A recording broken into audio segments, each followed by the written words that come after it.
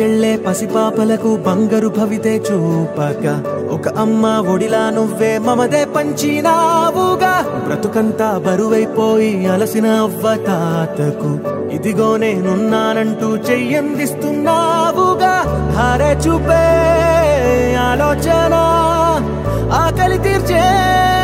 నీ ఆదరణ అందరి కోసం నీలో తపన ఆగనిదంట ఏదేమైనా